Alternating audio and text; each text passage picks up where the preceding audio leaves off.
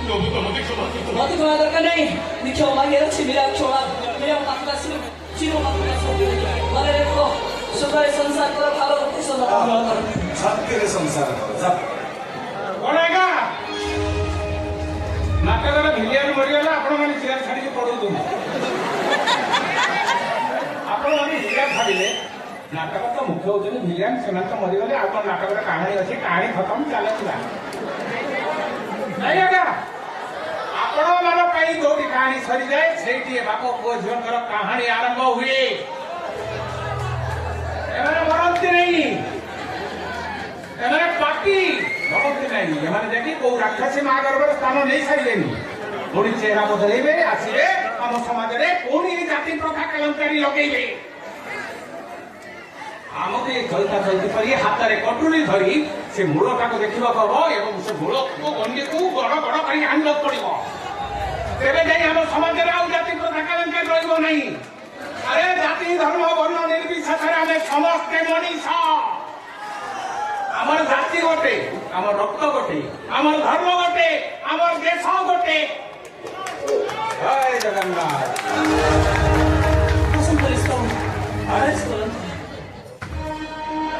চলতি